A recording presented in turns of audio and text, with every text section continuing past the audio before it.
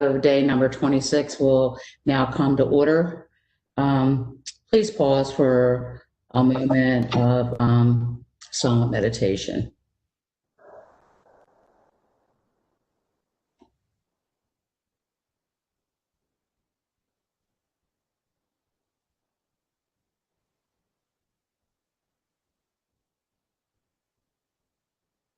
Thank you. I couldn't help but think of all the people that have come before us that fought and died and also succeeded in making sure that each one of us have the right to vote, that we take for granted. People of color, women, and everyone out there. Tomorrow's a big day, so I hope everybody gets out there and votes, because it's certainly a privilege to do so. I will now call on Councilman Crandall, who will lead us in the Pledge of Allegiance. I pledge allegiance to the flag of the United States of America, and to the republic for which it stands, one nation, under God, indivisible, with liberty and justice for all. Thank you, Councilman. Baby girl, can't lay up here. Okay, is there a motion to approve the journal for the meeting of October 19th, 2020? So moved. Is there a second? Second. All in favor? Aye. Aye. The journal is approved. The enrollment, let's move on to the enrollment of bills. Bills 9820, 9920, 100-20 were passed by the council, signed by the executive, and are hereby enrolled. Mr. Secretary, will you now read all bills for introduction? Yes, Madam Chair, thank you. Bill 108-20, buildings and housing, rental housing licenses at the request of the administration. Bill 109-20, current expense budget, mannequin for defensive tactics training. Bill 110-20, current expense budget, FEMA fire prevention and safety grant award.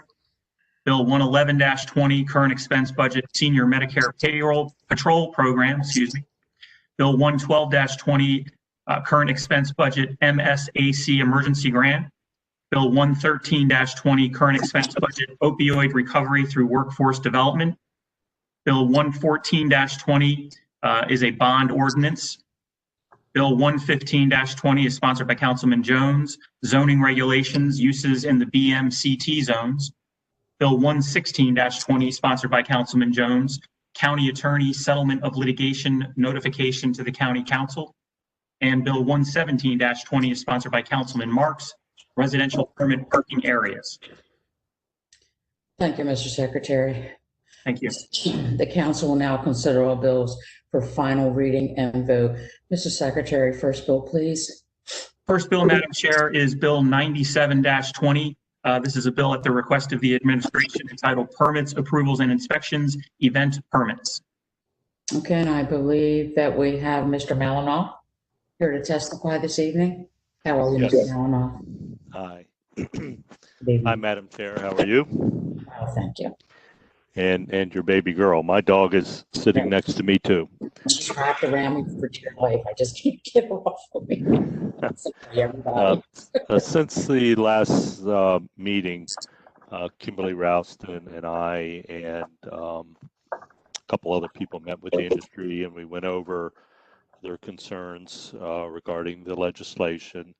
Ms. Rouston came up with 2 amendments that she thought were able to address the majority of the concerns related to the legislation. Amendment 1 on page 4, line 9, after under insert 21-9-301.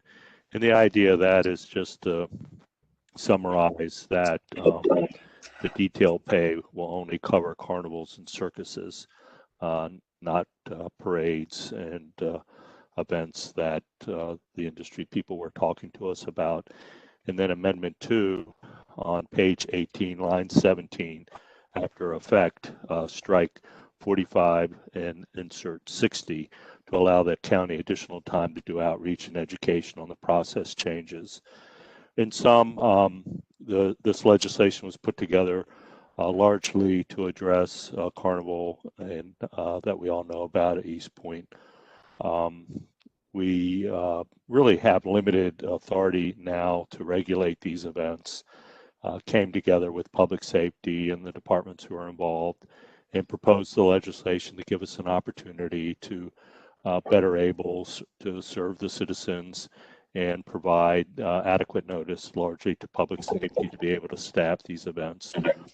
Certainly not at all to limit the ongoing large events that the county has had over the years, and we assured the individuals whom we met with that we had no intention to do so. On that, I'd like to end my testimony. Okay, thank you. I think that Councilman Crandall, Yes, Madam Chair. you Yes, want to Madam lead, Chair, thank you. you want to lead with this? I'm sorry, Madam Chair. I said you want to lead with this? I do. Thank you. First of all, I want to express my gratitude to the administration, Mr. Malinoff, Ms. Routson, for their efforts on this bill and for getting the bill to this point. I fully understand, and I hope you know how much I appreciate the fact that this bill is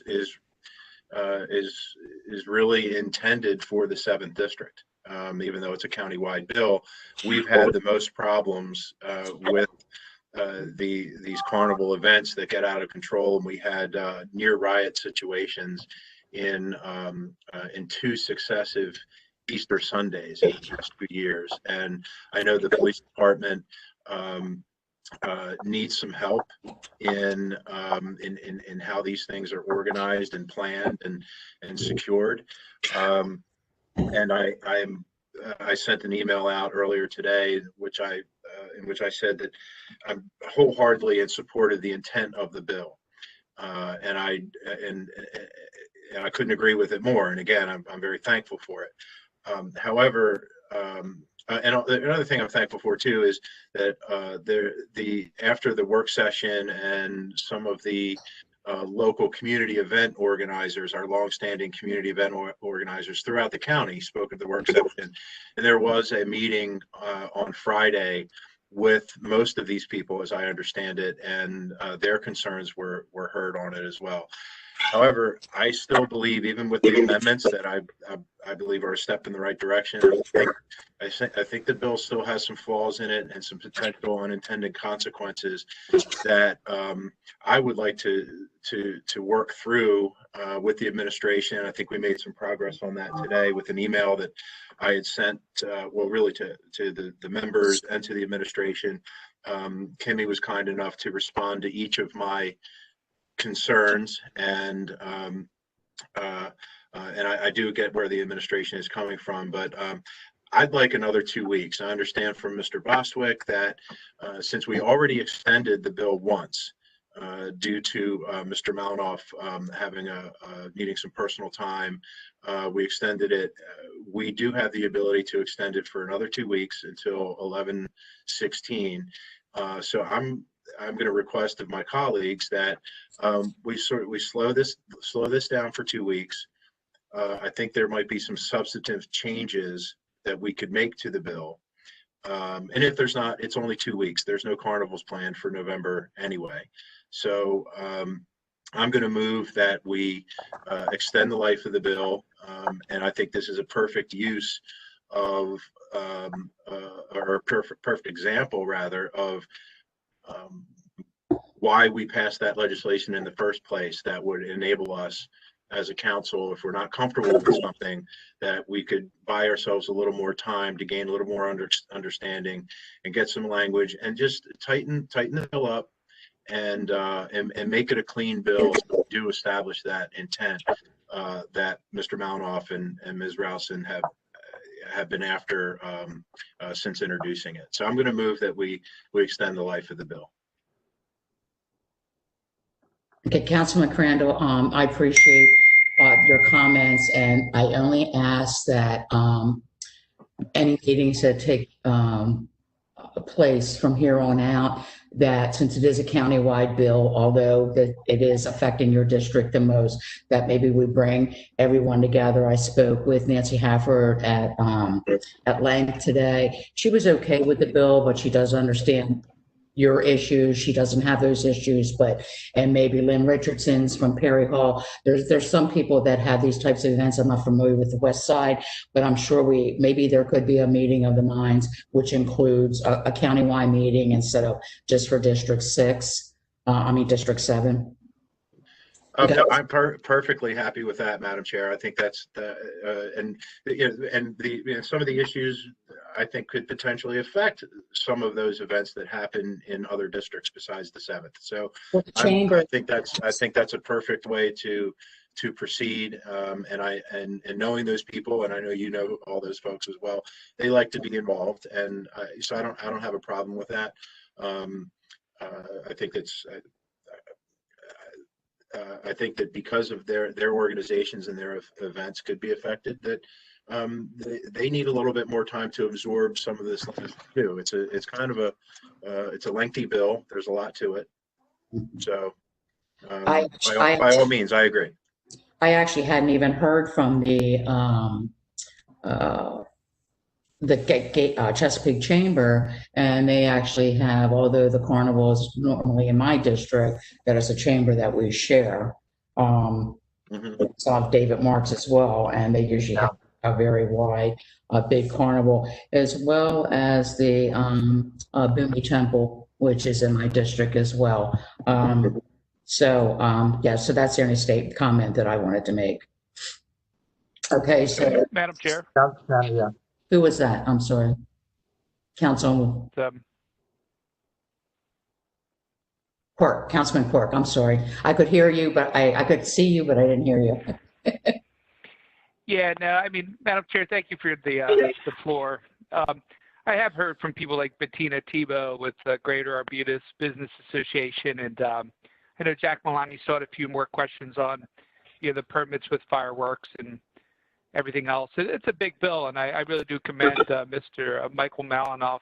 This is definitely his field. He definitely has a lot of experience here, and I put a lot of confidence, and I think we have definitely the right person to be tackling this for sure with Michael Malinoff. And I mean, if it's 2 weeks, then it's not going to kill it. If it's just kind of making sure we got all our T's crossed and our I's dotted, I think it's in a good faith effort. I think it's in good spirit.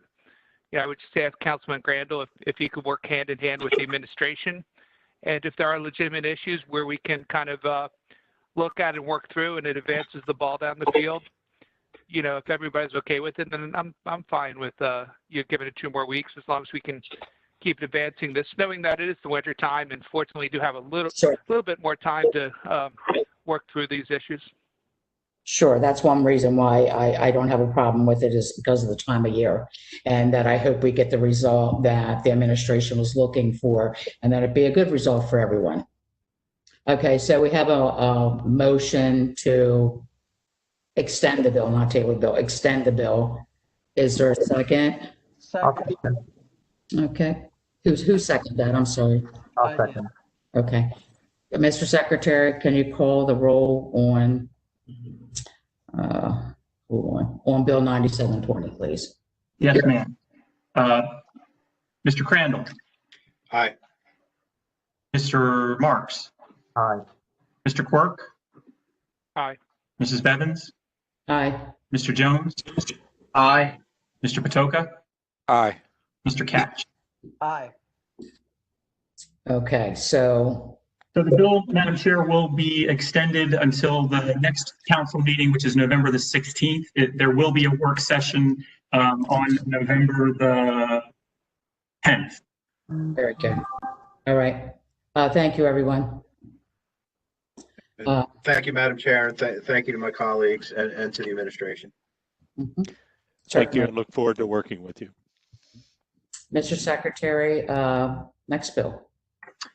Yes. I'm sorry. Go ahead. I'm sorry. Yes, ma'am. Next bill, Madam Chair, is Bill 101-20, Current Expense Budget, Assistance to Firefighters Grant Program, COVID-19 Supplemental. Okay, and with us tonight, we have David Bykoff. Yes, ma'am. Good evening, Madam Chair, members of the council. The administration is requesting a supplemental appropriation of federal funds in the amount of $1 million. The department was awarded a grant known as the Assistance to Firefighters Grant Supplemental to purchase PPE, personal protective equipment, for first responders in response to the COVID-19 pandemic. The grant will be used to purchase PPE for both volunteer and career firefighter and EMS responders. And the exact quantity of the PPE and the type will really depend on the department needs at the time of the purchase. Thankfully, there's no match for this grant. It's a 100% grant, which means there will not be any current or future encumbrance on the county. And with that, I'm done. Thank you. Well, that always sounds good. Yes. Are there any questions or comments from the members? Okay, then, Mr. Secretary, please call the roll on Bill 101-20. Mrs. Bevins, Aye. Mr. Marks, Aye. Mr. Patoka, Aye. Patch, Aye. Mr. Jones, Aye. Mr. Quirk, Aye. Crandall. Aye. Bill 101-20 is passed. Mr. Secretary, next bill, please. Thank you very much. Next, Madam Chair, is Bill 102-20. This is a bill at the request of the administration entitled Purchasing Capital Improvement Contracts, Prevailing Wage, and Local Hiring. Okay, and I believe we have Deputy Administrator Drew Vetter with us this evening. Yes, good evening, Madam Chair. Good evening. Thank you, Madam Chair, members of the council. Drew Vetter, Deputy Administrative Officer, presenting Council Bill 102-20 regarding prevailing wage and local hiring on behalf of the administration. The bill does two main things. First, prevailing wage. It requires the prevailing wage to be paid for all county-funded capital projects valued at $300,000 and above, or county-subsidized capital projects receiving assistance of $5 million. And local hiring, it requires at least 51% of all new jobs required to complete a prevailing wage eligible project be filled by Baltimore County residents. Like the prevailing wage, the local hiring requirement applies to the same level of projects. That's capital improvement contracts over $300,000, county subsidized capital projects receiving assistance of $5 million.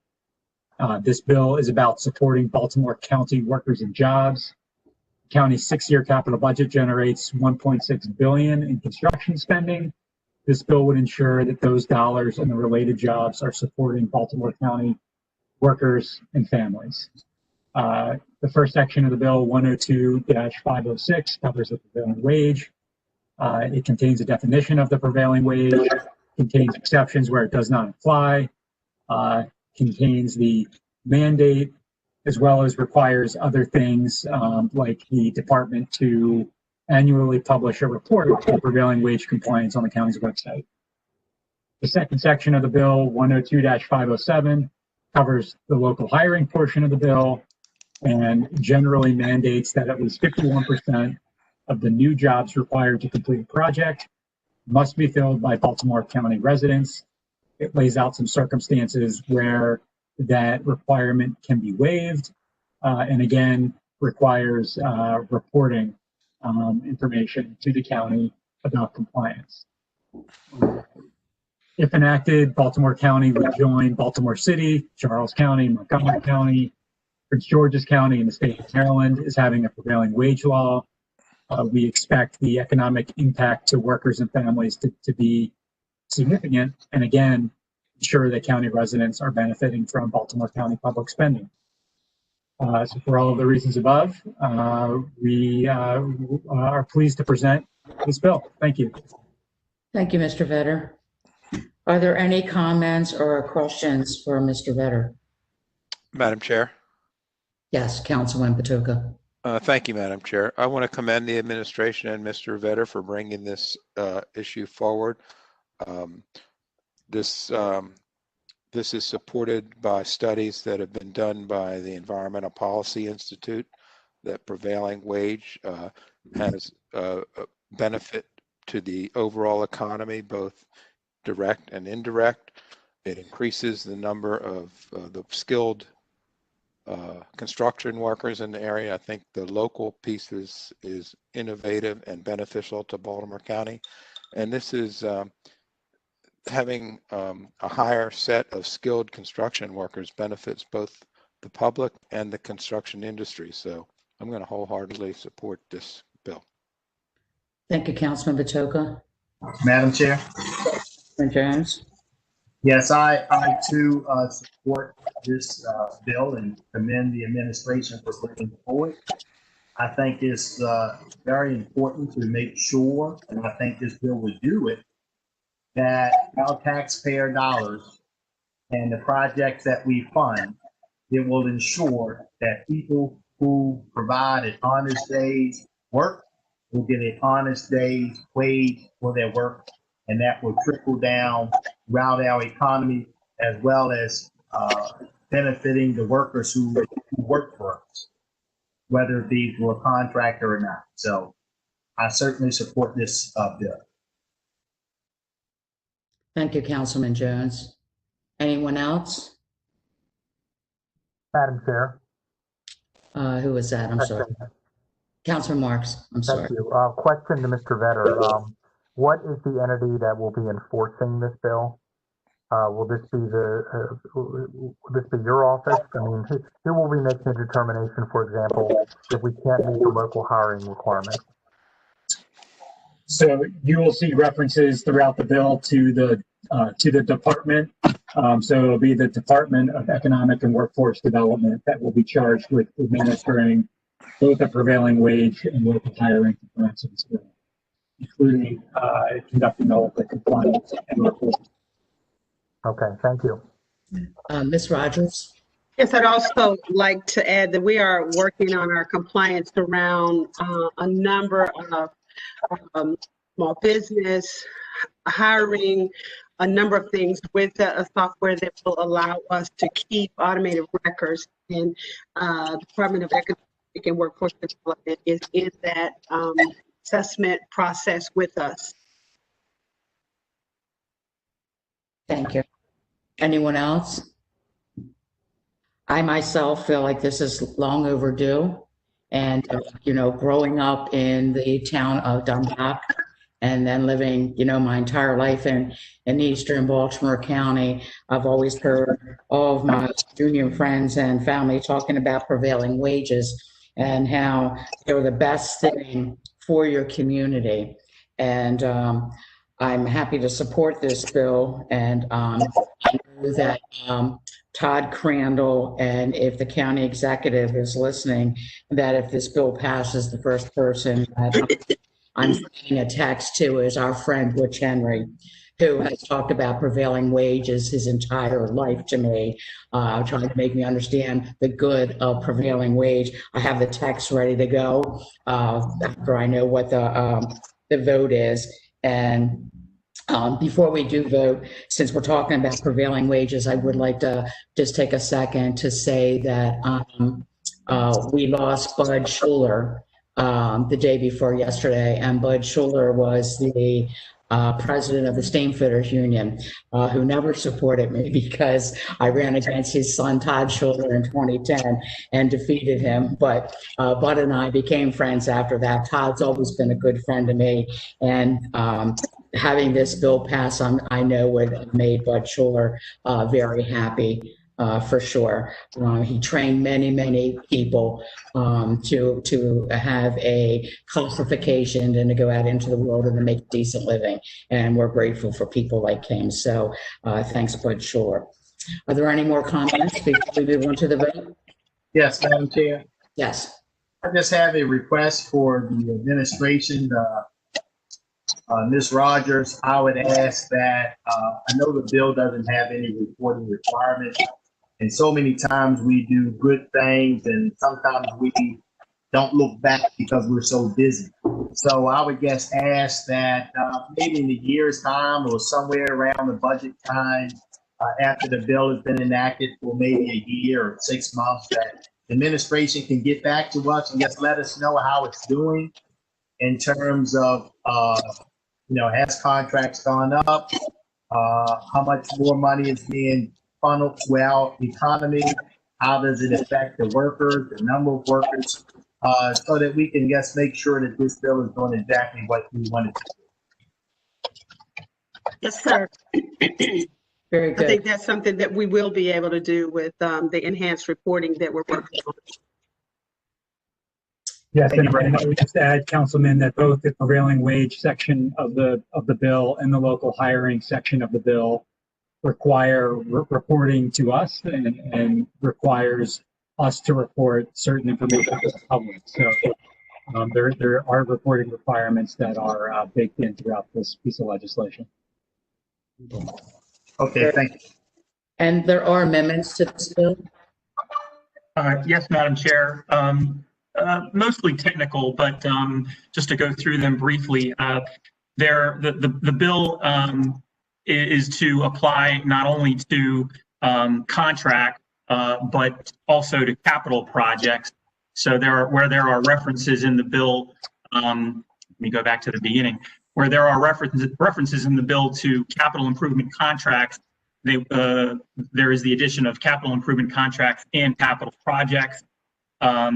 There are also a number of references in several pages and lines of the bill where the wording is must, and the administration has requested that must be substituted with shall, which is mostly a drafting thing. They're really similar terms, but shall is the more appropriate one. One substantive amendment on page 5 of the bill in line 8 is to strike $500,000 and to substitute $5 million. And that part of the bill deals with where this section applies to county subsidized capital projects receiving assistance over, again, instead of 500,000, over 5 million. There's another reference to must on page 7, lines 14 and 18, where the administration has requested we substitute may. There is, again, there's a reference to the county hearing officer, and the administration has requested the substitution of the Office of Administrative Hearings, which is a more appropriate body. And then there's another reference to hearing officer, where they wish to substitute Office of Administrative Hearings. And then finally, toward the end of the bill, on page 11, there is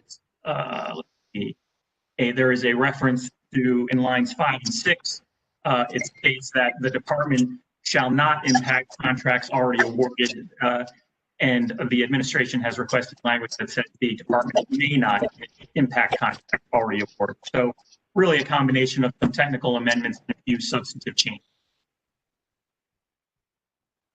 Okay, thank you. Madam Chair, Is there, Madam Chair, wait. Councilman Catch? Yeah, thank you. Drew, can you tell me if the substituting 5 million for 500,000, was that a drafting error or a change in philosophy, a change in strategy, or what? Yeah, thank you, Councilman. That reflects a drafting error. The intent was for that number to be 5 million, which was also consistent with the testimony that I provided. So just in that one particular spot of the bill, 500,000 was used mistakenly instead of the correct 5 million number. You okay with that? Does that answer your question, Councilman Oh, Catch? yeah, fine, yeah. Okay. Okay, so is there a motion to move the amendments on 102-20? So moved. Second.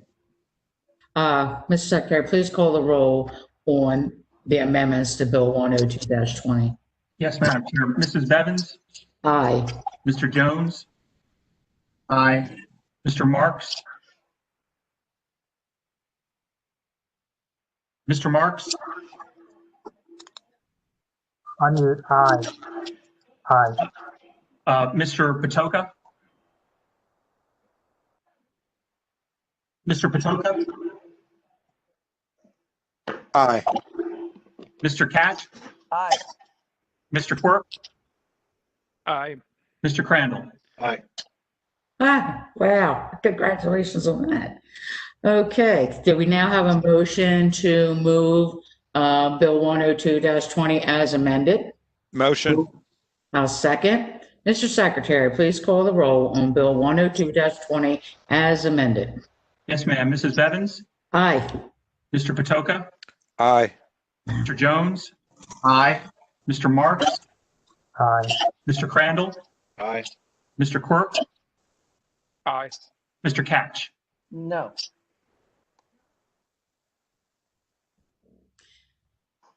Okay. Bill 102-20 as amended has passed. And I just want to thank the administration. Thank you, County Executive Oshesky, for moving this forward, and congratulations, everyone. Thank you. Next bill, please. Next, Madam Chair, is Bill 104-20, sponsored by Councilman Catch, zoning regulations, medical cannabis parking. Madam Chair, this bill will allow the Curio cannabis growing facility on Asbury Road to expand. When they expand, they must take some of the parking that is on site for the new building. And therefore, this bill allows them to have half of the vehicles that would normally park on site to park elsewhere, as long as there's some mode of transportation to take the employees from the off-site lot to the growing facility. That's either the light rail or a private service. So that's what the bill does. Any questions? Any questions or comments from Mr. Catch? Is there a motion to move? There's an amendment, I'm sorry. Yes, ma'am, Madam Chair. It's really a technical amendment. When we assisted Mr. Catch in drafting the bill, we put the wrong section number. And we also, I think it was related to when the industrial hemp bill was previously before you, and we added language regarding that as well. So all the amendment does is correct the section number and strikes industrial hemp from the bill. Okay. All I'll right. move the amendment. I'll second. Mr. Secretary, please call the roll on the amendment to 104-20. Mrs. Bevins? Aye. Mr. Catch? Aye. Mr. Quirk? Aye. Mr. Jones? Aye. Mr. Marks? Aye. Mr. Patoka? Aye. Mr. Crandall? Aye. Okay, the amendment to Bill 104-20 is passed. Can we now call the roll on Bill 104-20 as amended? Is there a motion and a second? Oh, so I'm sorry. I'm just still so excited over prevailing wages. Is there a motion? Yes, ma'am. I'll second it. Mr. Secretary, please call the roll. Yes, Madam ma'am. Chair, Mrs. just for clarification for my records, who motioned and who seconded? It was very quick. I moved it. And I, Thank you. Mr. Jones second, or I think Mrs. Bevins as well. I did, yeah, so. Okay, thank you. Mhm. Mrs. Bevins?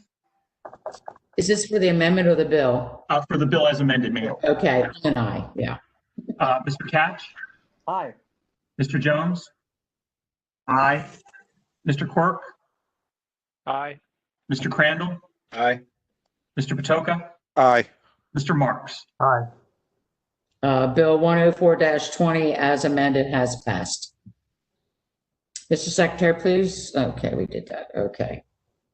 Next is contracts, Madam Chair. No, go ahead. I'm sorry. Yes, ma'am. Next, I think on your agenda is contracts, fiscal matters.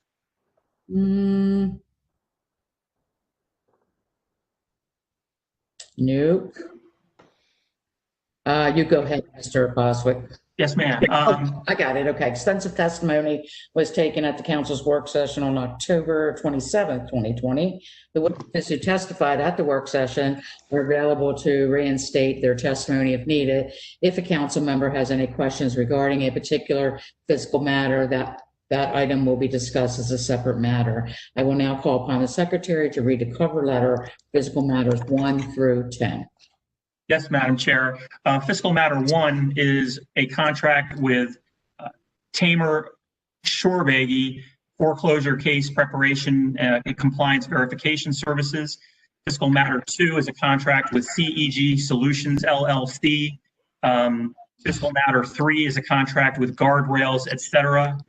Fiscal matter 4 is 3 contracts for computer training courses for county employees. Fiscal matter 5 is a contract with CDW Government LLC. Fiscal matter 6 is an amendment to a contract with Insight Public Sector Incorporated. Fiscal matter 7 is 2 contracts for the inspection and maintenance of radio towers. And fiscal matter 8 is 2 contracts for repair and maintenance of HVAC equipment for OIT facilities. Fiscal matter 9 is an agreement of lease with Set the Captives Free Outreach Center Incorporated. And fiscal matter 10 is a contract with Wheelabrator Baltimore LP, disposal of municipal solid waste through DPW. Are there any questions or comments from any of the members on 1 through 10? Question, Madam Chair. Yes. Are we voting on these as a group, or? Yep. I'd like to ask that they be separated. What would you like separated? Wheelabrator. Fiscal matter 10. Why does that need to be separated? Just a moment. Pardon me? Could you just give me a moment, Madam Chair? Sure. Does anybody have any objections to it being separated, voted on separately? Madam Chair, I did have one comment. Yes. I did want to thank our County Attorney James Benjamin. I think he's been exceptionally good in his position, and I did want to just personally thank him for his true communication and his real efforts to brief the council and keep us informed on everything. So I'm very comfortable with voting on it tonight. Thank you, sir. Yeah. Madam. Yes. Does anybody have an objection to us voting on Wheelabrator separately? Okay, we'll pull it out separately, Councilman Matoka. Thank you, Madam Chair. Okay, so can we vote on, what number is Wheelabrator? I'm sorry. Number 10. So you just need a motion and a second on 1 through 9. At this point. Yeah, we'll do 1 through 9. Is there a motion? So I'll move it. Second. Okay. Mr. Secretary, please call the roll on fiscal matters 1 through 9 at this time.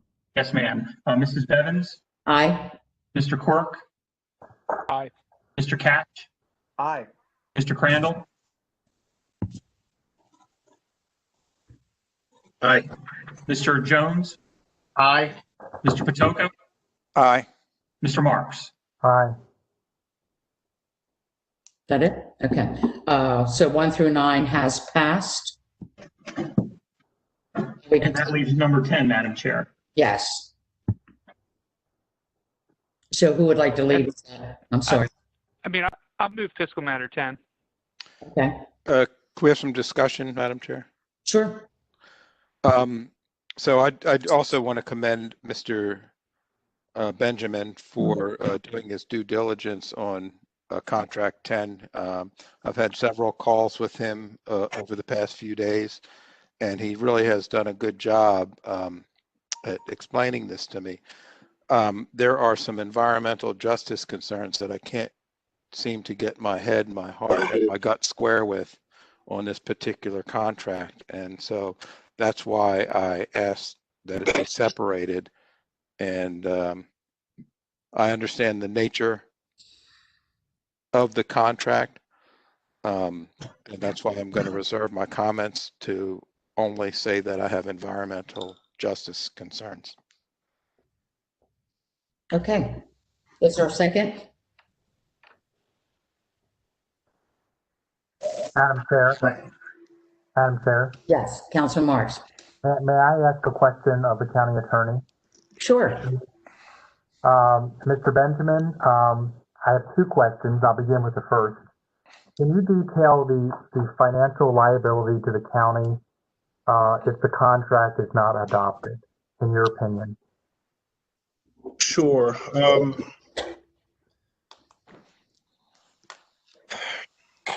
As you are aware, the contract, the proposed contract was the result of the settlement of litigation with Wheelabrator, and the county faces significant exposure were this to go to trial, and Wheelabrator were ultimately successful.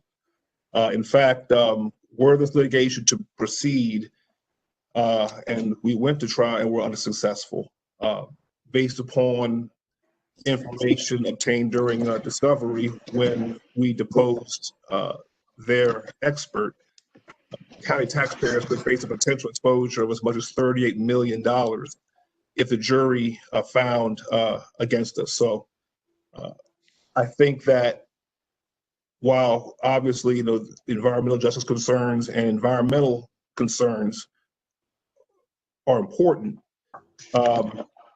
and they're required to be considered as part of the 10-year solid waste plan that was for years 2019 to 2028.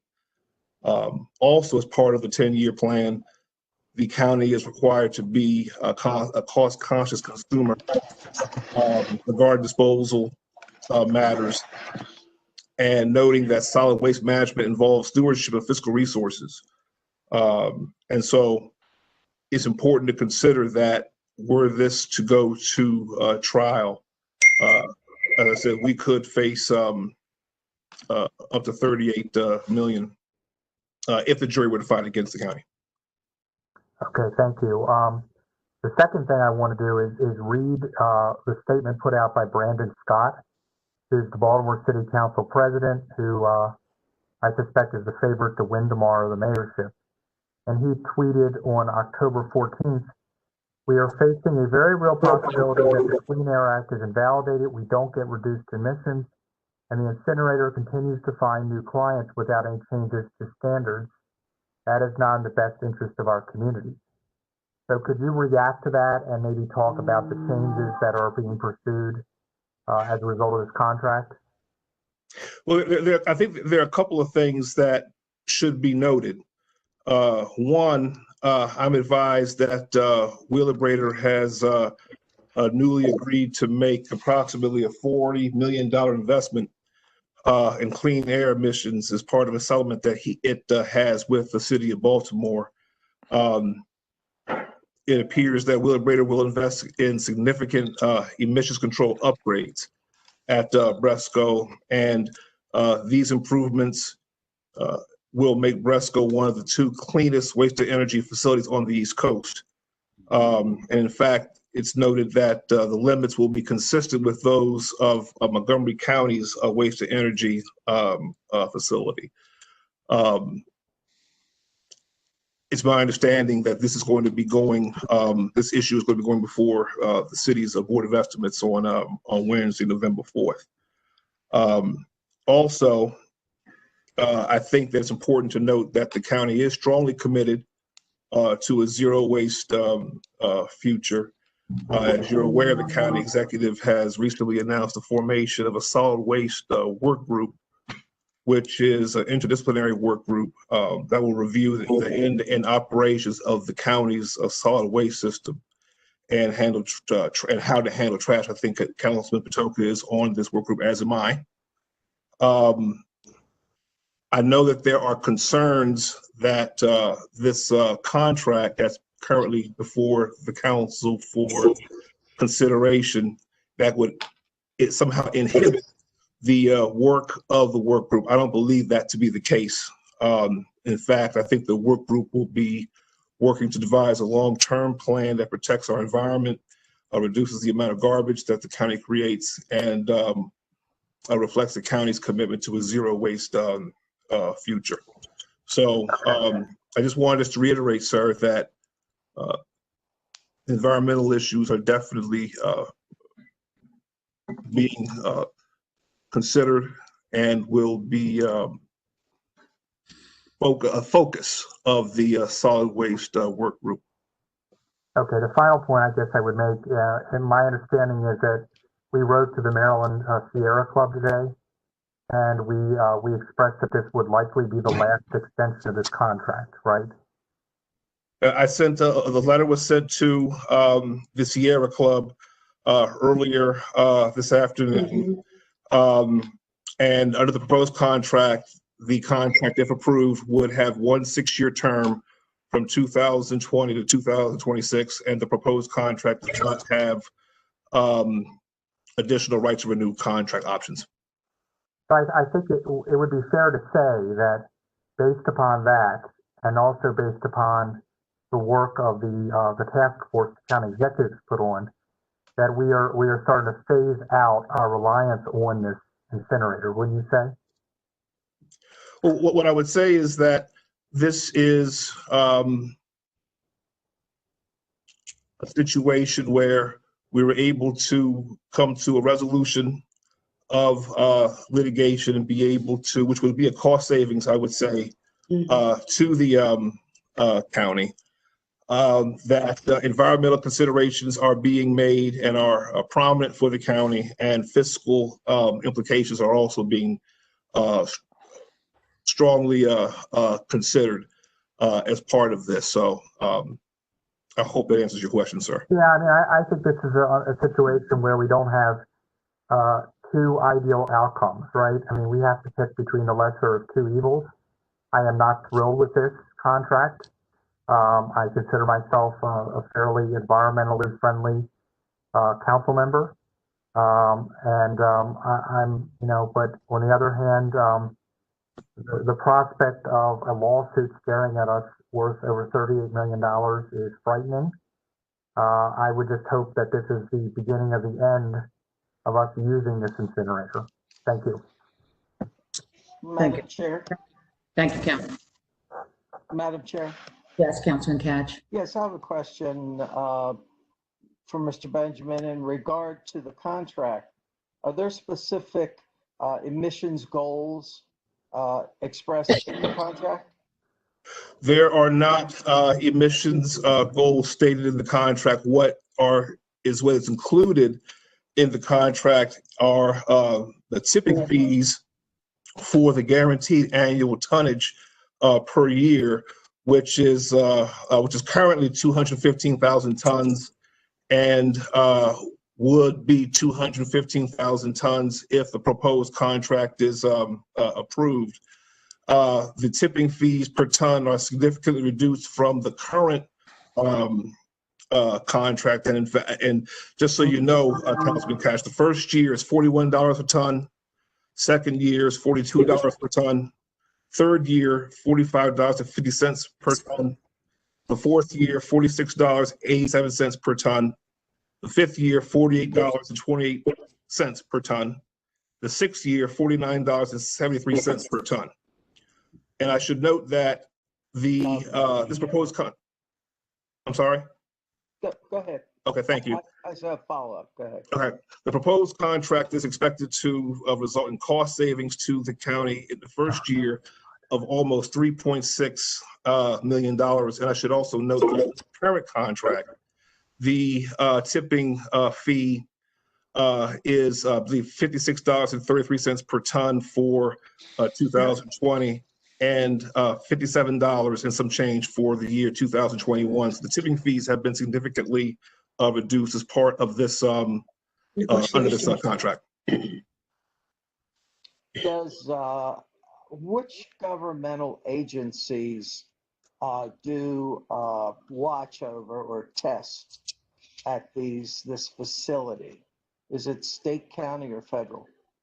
Well, they have it would be a federal permit, well, federal law, and then under federal law, there is a permit that's issued by the Maryland Department of Environment that is given to Wheeler-Brader, and they would need to comply with emission standards. It's my understanding, by the way, that as it is currently, Wheeler-Brader is in compliance with federal and state emissions. It's my understanding that as part of the 10-year solid waste plan, that MDE is considering whether there would be could be stricter standards for emissions. But again, keep in mind that Wheeler-Brader has agreed to make approximately $40 million of investment in clean air emissions as part of a settlement with the city of Baltimore. So there will be, it appears, significant emissions control upgrades at the Abrusco facility, which will make it one of the 2 cleanest wasted energy facilities on the East Coast. So what you're telling me is that MDE has not determined what the goals should be for 10 years from now. Is that what you're saying? Well, they have goals now. They have current goals. They're considering whether or not they're going to increase the requirements. Councilmember Katz, they have current goals, which they have indicated. Well, it has been indicated, part of it through litigation, that Wheeler-Brader is currently compliant. But MDE is considering whether they're going to make more stringent requirements, which is at the state level. But they are it's part of the 10-year plan. That's right. They are currently in compliance. Part of what plan? I didn't hear what Mr. Benjamin said. The 10-year plan. The 10-year solid waste plan. Solid waste. So is the $40 million commitment, is that based on a plan that they have to improve, a specific plan that they have to improve the emissions situation? It's my understanding that the $40 million is part of the settlement that Wheeler-Brader had with the city of Baltimore. And it's my understanding also that that's going to be discussed further at the Board of Estimates meeting on Wednesday, November 4th. So I don't know as far as specifically where it is as part of a written document and plan. I just know that that's part of the settlement of that case, sir. This was just announced today. Yeah. Councilmember Katz, this was just announced today. We were made aware of it today, and it was made public today. Okay, so if we don't approve this plan tonight, what would the ramifications be if we approve it 2 weeks from now, or we have more information as to specifically what Wheeler-Brader is going to do in order to improve the emissions situation? And I assume they're going to have a plan that they're going to show on the City Board of Public Works, I would assume. Well, to answer your question, sir, it would have a significant impact on the county as far as the exposure issues that we had discussed earlier this evening. It could significantly impact the resolution of this matter. So we as a county really have no say over what degree of pollutants are going to come out of this facility, that we're leaving that up to MDE. Well, as I said, the plant appears to be, for everything I've seen, in compliance with the current federal and state emission standards. I haven't seen anything to suggest that those have been violated, and they have a current permit with the Maryland Department of Environment. And also too, that again, the improvements that are going to be made at the Bresco plant are going to be consistent with those of Montgomery County's waste to energy facility. It would be one of the 2 cleanest waste to energy facilities on the East Coast. It would meet all the limits for sulfur dioxide, dioxin, and mercury, and significantly lower emissions limits for cadmium and lead. Sir. Okay, I just have some reservations about it, but I'll just leave it there.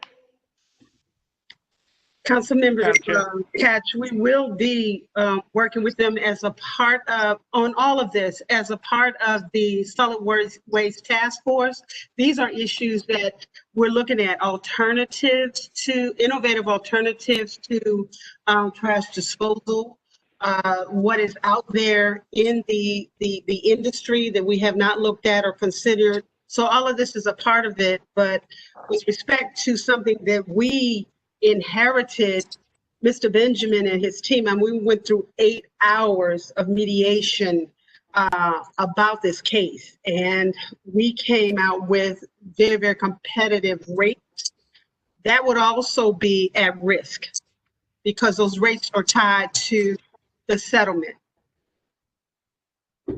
We have more competitive rates than what we have in a contract right now. Yeah, I think Mr. Benjamin said, what, 50 some dollars? $56.33 currently. Versus 42. 41. I mean, 41 to start out with a gradual increase over the 6 years. We negotiated hard for that. None of us want a result where we're going to have emissions that are just polluters, that it becomes a polluter. We don't want that, don't need it. And, so we're going to rely on the commission or committee, whatever you called it, to come up with strategies so that we can meet this problem. And it is very important. Thank you. If I may, Madam Chair, I just wanted to say again that it's important to keep in mind that there is a decision from the U.S. District Court for the District of Maryland, which note that Wheelabrator is in compliance with with federal and state emission standards. I think that's an important point to make. And again, with the resolution that they have been able to accomplish with the city, it appears that the Bresco facility will be getting significant emissions control upgrades, which is a positive thing. Thank you. Okay. Councilman Burke, you had something? Yeah, just very briefly. Thank you, Madam Chair. I spent some time talking to Mr. Bostwick today and reviewing the notes and the briefing from Mr. Benjamin. And I actually think Mr. Benjamin's spot on. I think his concerns are very, very much on the mark. And I also want to just, for the record, say that I've personally been with the county executive, Johnny O, to several different Sierra Club events. When the county executive says that he's really committed to a zero waste future, I absolutely believe that. And I do believe that this work group, the solid waste work group, will really go a long way toward working through some of these issues. So once again, I'd like to move this fiscal matter 10. I'll second. Madam Chair. Councilman Jones. Yeah, real fast. Let me just say that, number one, I certainly understand the situation we are in. And I went down to Wheelabrator and did a tour, and I found it very interesting to note that, number one, I welcome their improvements that they're going to make their emissions much cleaner. I also recognize the fact that they sell the steam that they produce, which generates electricity as well as heat buildings. And the other thing that I like to say that, I received a lot of comments and emails. Wheelabrator is less than 2 miles from the Baltimore County line. And the fact of the matter is, whatever emissions come out of those pipes affect Baltimore City just as well as it affects Baltimore County. So this is not a situation where I feel like we're somehow, no pun intended, dumping on someone. The fact of the matter is, getting rid of solid waste is very complicated, and it is probably impossible for us today in 2020 to solely recycle every piece of waste we produce. It is practically impossible. So we are doing the best we can. I applaud the county executive for all the steps he's been taking in terms of moving us to a better place, in terms of getting rid of our waste. I certainly applaud Wheeler Brader for making or planning to make significant improvements to their emissions and cleaning and scrubbing the air that comes out of there. So for those reasons, especially the financial reasons, I feel compelled to support this contract. Thank you, Councilman Jones. I believe we have a motion and we have a second. Mr. Secretary, please call the roll. Yes, Madam Chair. Mrs. Bevins? Aye. Mr. Jones? Aye. Mr. Marks? Aye. Mr. Patoka? Nay. Mr. Catch? Aye. I'm sorry? Aye. Mr. Crandall? Aye. Mr. Quirk? Mr. Quirk? Mr. Quirk? Sorry, I was on. You're muted. I was on mute. Aye, definitely aye. Thank you. Is that everyone? Okay. Yes, ma'am, Madam Chair. Okay, so item 10, fiscal matter, number 10 passes. Yes, ma'am. Okie dokie. All right, now we're on to, that took a while. Thank you. You're welcome. Next item, please. Yes, Madam Chair.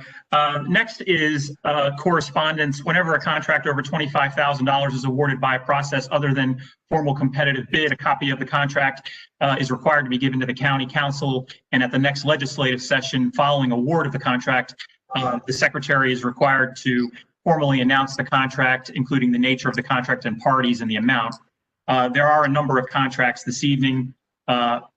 First is Tiegan North American Holdings Incorporated, Police Forensics, $120,036.37. Next is Maryland Food Bank, April 27th through December 30th of $4,095,000 with an amount total of an additional $2.4 million as of September 25th. Next is Coastal Trailer Sales and Leasing LLC. This is an amount of $54,000. I also want to mention a note from the auditor's office that indicates that this purchase order of 3 refrigerated trailers for use in the EOC is for the COVID-19 pandemic. The auditor notes that the county issued a purchase order totaling $82,500 to the contractor. The original PO totaled $28,500 in April, and another PO totaling $54,000 was issued in September.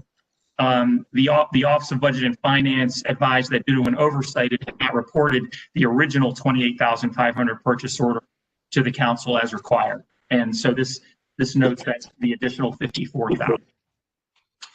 Next is Adform Advertising LLC N95 Max, $37,500. Route 1 Apparel LLC Cloth Masks, $37,200. JAK Global Link Powder-Free Medical Gloves, $219,300. McKesson Medical Surgical Government Solutions LLC, $32,702.12. And Edward G. Rowell and Sons Incorporated, $36,000. And Edward G. Rowell and Sons, again, Incorporated, $36,000, Madam Chair. Thank you. Next item, please. Yes, ma'am. Next is Resolution 112-20. This is a resolution sponsored by Councilman Marks. to approve or authorize the continued review of a plant unit development known as Magnolia Grove Investments LLC. Thank you. Councilman Marks? Thank you very much. And there is going to be an amendment to this. Yes. So, the role of a councilman is to determine whether a plan unit development should be formally reviewed by Baltimore County and ultimately the administrative law judge. It is not our job to approve plan unit developments. And I want to say that for everyone listening on this call. We do not approve plan unit developments. We simply act as the gatekeeper. And we determine whether there is a threshold of support or opposition to a plan unit development. And in fact, I've blocked other plan unit developments from advancing. For this project, I held 2 public meetings in which the developer communicated with adjacent neighbors. Those meetings were held on May 19th and on September 22nd. In addition to those 2 community meetings that I sponsored, the developer also held a community input meeting. So there have been 3 input meetings on this project. Based on these 3 meetings, I believe there is sufficient reason to allow this proposal to advance to the next stage of the process, which means there'll be a 4th community input meeting and formal review by county agencies. Thank you. So let me just understand this, David. So you want to add just a 4th community meeting? Oh, no. We'd be approving the resolution which allows for the formal review of this project. Okay. And the amendment makes 3 changes. Okay. And the amendments? Yes, Madam Chair. The amendment, the resolution in one of the resolved paragraphs states that the county council approves the contribution by the applicant of $50,000 to Baltimore County to assist in funding the installation of a traffic signal at Honeygo Boulevard and Joppa View Elementary School, and as being an appropriate community benefit under that section of the county of the PUD law. The amendment would state further that the county council views the installation of the traffic signal at Honeygo and Joppa View Elementary School as critical to the public safety of the area. And as such, the county should compel the installation of the traffic signal to the greatest extent feasible. It further states that if the traffic signal cannot be installed at Honeygo Boulevard and Joppa View Elementary School for any reason, that the council member for the 5th councilmanic district be consulted and approve alternative uses for the applicant's $50,000 community benefit contribution. And then the other amendment would strike where there is a reference on page 2 in the first line of the 5th resolution paragraph, would strike the word fence and insert a more specific black iron fence that is at least 6 feet tall. Okay. I think I understand what you're trying to do here, Councilman. So my question is, was the $50,000 for the traffic light already in your PUD resolution? Or is this the first time we're seeing it in this resolution? Oh, no, it's in the resolution. It's in the resolution. It's in the resolution, but in the event the Department of Public Works does not approve a traffic signal, then the council member would have the opportunity to decide where that money goes. Okay, thank you. I'm hoping they will approve it, and I know Ms. Walker's listening here. Councilwoman, we both share this school. Yeah. The PTA has pushed for a light here for many years. I talked to the president of the PTA about this issue and about this development, and I'm hoping they will approve it and the money will go toward this. Okay. Is that the only amendment, Mr. Secretary? Yes, Madam Chair. Okay. Is there a motion to move the amendment? So moved. I'll second. Mr. Secretary, please call the roll on the amendment to Resolution 112-20. Yes, ma'am. Mrs. Bevins? Aye. Mr. Marks? Aye. Mr. Jones? Aye. Mr. Catch? Aye. Mr. Patoka? Aye. Mr. Quirk? You're on screen. Aye. Mr. Crandall? Aye. Okay. The amendment passes the Resolution 112-20. Is there a motion now to move Resolution 112-20 as amended? So moved. Second. Mr. Secretary, please call the roll on Resolution 112-20 as amended. Mrs. Bevins? Aye. Mr. Marks? Aye. Mr. Crandall? Aye. Mr. Quirk, Aye. Mr. Patoka, Aye. Mr. Catch, Aye. Mr. Jones. Aye. Resolution 112-20 as amended is passed. Congratulations. Thank you. Mr. Secretary, next item, please. Next, Madam Chair, is the council's consideration of the county executive's nomination of Ms. DeAndrea Walker to be the acting director of the Department of Public Works. Well, good evening, Ms. Walker. Good evening, Madam Chair. It's good to see you. Nice to see you all as well. Thank you so much for sharing your background and your lengthy resume with us. Excuse me, at the work session. I think each and every one of us shared how important the Department of Public Works, and we depend on that agency every single day for many, many issues with our constituents, whether it's traffic engineering, traffic design, the trash haulers to potholes, you name it. And we need somebody who is going to lead the agency in such a manner where constituent services certainly is number one. Customer service is number one. And I'm in hopes that you will do that along with all your other duties, but that's what's important to us. And the county executive, making sure that the day-to-day operations of Public Works is happening. And certainly we don't need him knowing the day-to-day operation of everything that goes on over in Public Works. When I came into county government in 2004, in the Smith administration, Ed Adams was the director of Public Works. And he was a wonderful director, someone that worked his way up through the ranks, and we still keep in touch. And he's just a fine example of what can happen when a county employee is so dedicated to government as he was, and he has such respect. And those that have followed after him as well. So I'm really looking forward to confirming you this evening and working with you and meeting with you and sitting down and talking to you about my district. And I'm sure each and every one of us will be doing that. We'll try not to overwhelm you.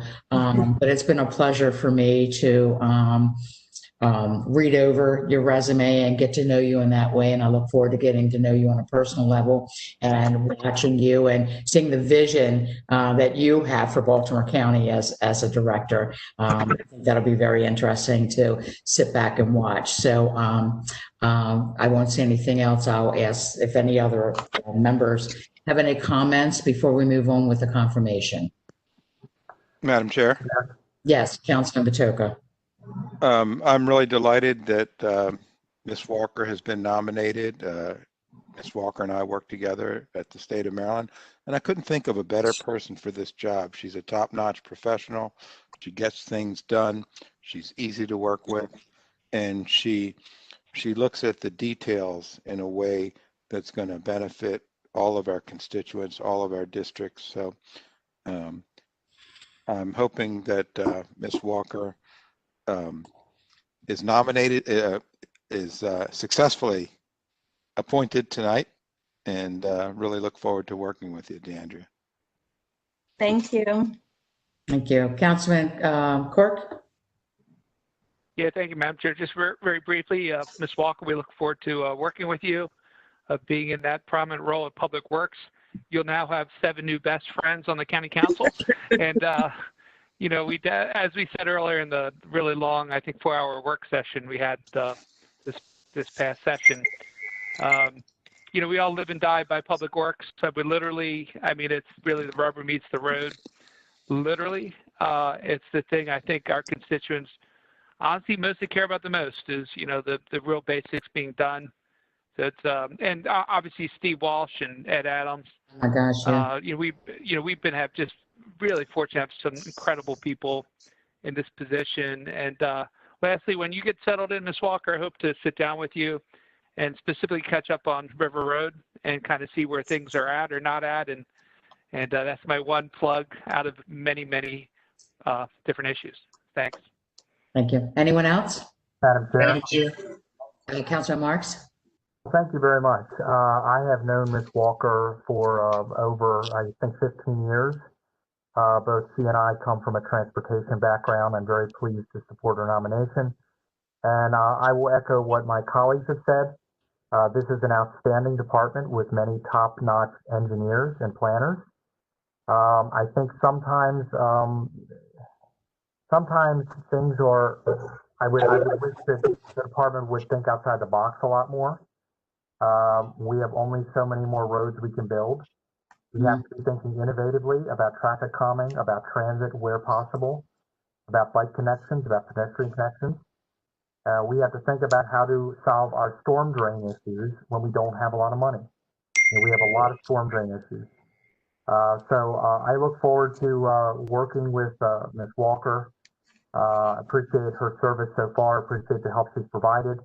And I know she will continue to be an out-of-the-box thinker and leader in this department. Thank you, Councilman Marks. Thank you. Madam Chair. Now, Ms. Walker, I'm a little concerned now. We know that you and David Marks have worked together for many years. We know that now you know Councilman Batoka, and I believe you live in that beautiful second district. So now I feel like I'm going to be at the bottom of the heap now. Tell me it's not so.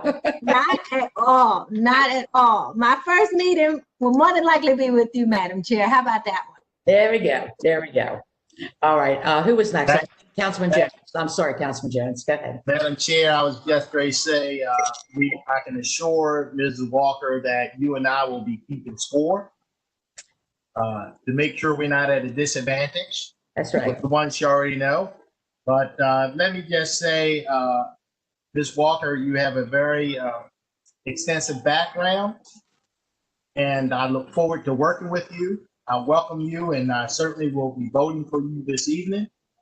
And as I said before, during the work session, we want to be working with a group of incredibly dedicated employees in Baltimore County Department of Public Works that have really been doing a fantastic job. So I urge you to make sure you take care of them, and they will take care of you and us as they always have been.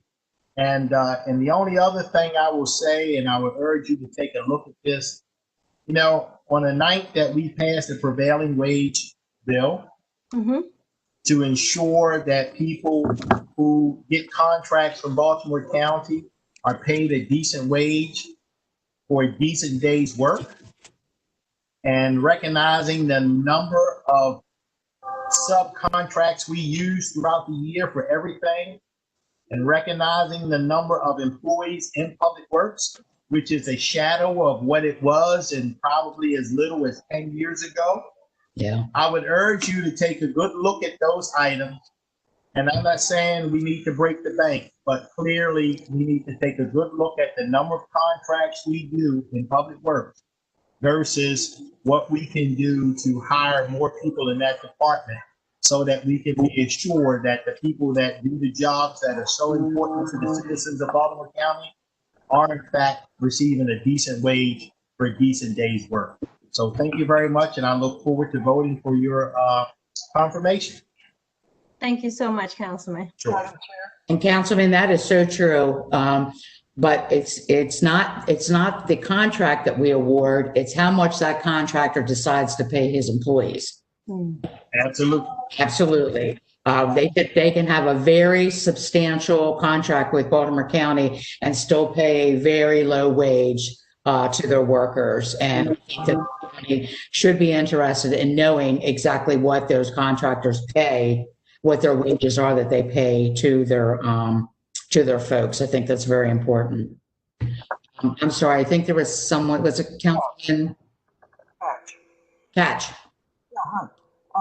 Yes, I want to, first of all, congratulate the Department of Public Works. They truly do an excellent job, and I appreciate it, and so do my constituents as well.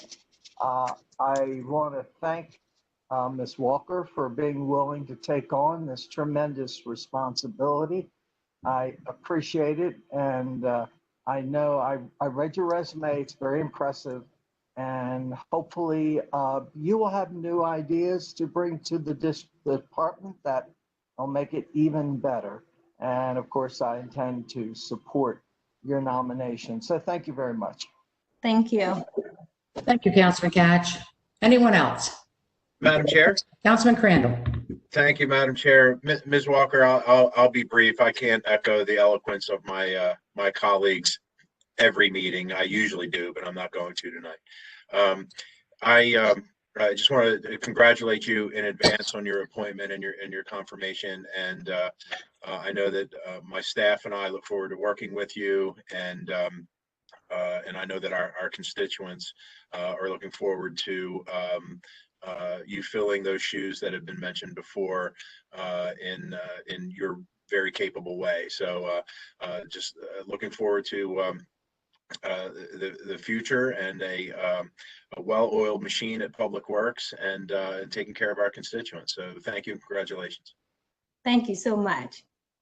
And before we vote, I would just like to say I'm not sure. I don't know who's old enough to tell me if I'm right or wrong.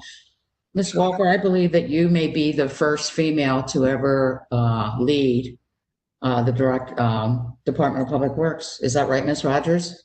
That's what we understand, man. I think she is, yeah. Yeah. That's what we understand. It is an honor. It is an honor. Yeah, I congratulate the county executive for the way he goes about, filling these positions and the open-mindedness that he has. And we have more women and more folks of color than I have ever seen in an administration. And it's a wonderful feeling to have such diversity in Baltimore County, because we are a diverse county. And I think that our government should represent the county which we represent. And I think that when folks come into the county, whether it's to apply for a permit, to come to a hearing, or to have an agency come into a community, I think it's very, very important that people can relate to the people who are talking to them. And I commend the county executive for that and congratulate him on doing such a fine job in just 2 years of changing the look of Baltimore County government. So congratulations, girl power. And I know that takes preference over Izzy and David. So anyway, I am happy to move your nomination forward. Is there a second? Who was the second? Councilman Jones. Councilman Jones was the second? Okay, Councilman Jones was the second. Mr. Secretary, please call the roll on the appointment. Mrs. Jones? Aye. Mr. Jones? It is my honor and privilege to vote aye. Mr. Marks? Aye. Mr. Patoka? Aye. Mr. Crandall? Aye. Mr. Quirk? Yes. Mr. Catch? Aye. Ms. Walker's appointment is confirmed. Congratulations. Thank you so much, Madam Chair. Can I just say one thing? Sure. I really do appreciate. You can say more than one thing. Go ahead. Thank you. I really do appreciate you all's confidence and your willingness to be able to allow me the opportunity to lead such a great agency. I had the very good fortune this morning of talking with the staff and telling them that I'm one person and I'm only one person, and I can't do any of this without that team that has been extremely, extremely helpful to me over this last month. And in addition, I also had the great opportunity of talking to Ed and to Steve this week and getting kudos from them and advice from them how to counsel and how to move things forward in Baltimore County. I have a lot of people that are putting a lot behind me to make sure I do a great job. I am going to put 150% into the job. I understand the importance of team. I understand the importance of thinking outside of the box. I will be getting the agency very active in the Association of Public Works so we can bring innovative and creative ideas to the county and just taking a different look at how we do what we do here in the county. So I want to thank you all for, that's my husband's phone ringing, I'm sorry.